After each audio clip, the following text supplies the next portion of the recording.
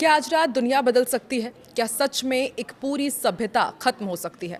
America के पूर्व राष्ट्रपति डोनाल्ड ट्रंप ने ऐसा बयान दिया है जिसने पूरी दुनिया को हिला दिया है। उन्होंने कहा आज रात एक पूरी सभ्यता खत्म हो सकती है। तो क्या ये सिर्फ एक धमकी है या फिर फाइनल स्ट्राइक की शुरुआत है? नमस्कार, मैं हूं आकांक्षा और आप देख रहे हैं न्यूज़ 18 का digital platform.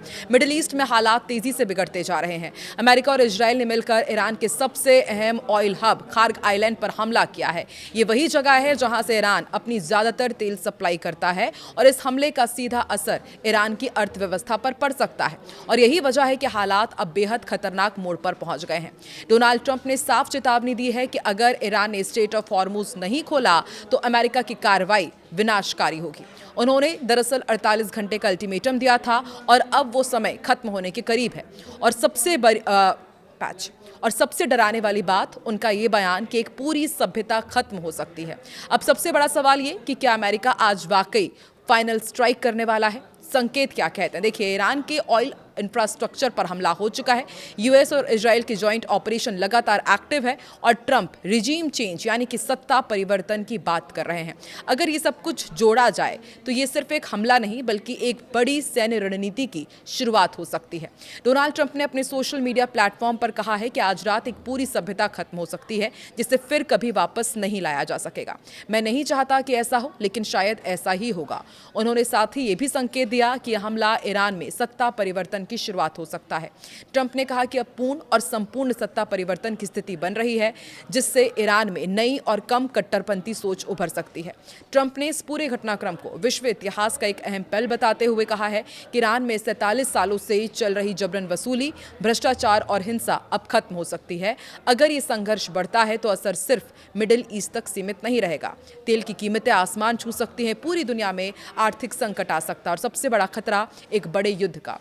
Straight of Hormuz दुनिया की सबसे महत्वपूर्ण ऑयल सप्लाई रूट है। अगर ये बंद होता है तो ग्लोबल सप्लाई चेन हिल सकती है। लेकिन ये एक बात जरूरी समझनी होगी कि हर बड़ी चेतावनी का मतलब तुरंत युद्ध नहीं होता।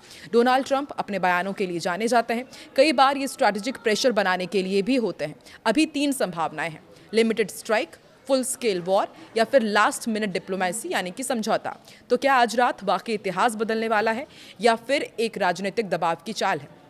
सच क्या है ये अगले कुछ घंटे में साफ हो ही जाएगा।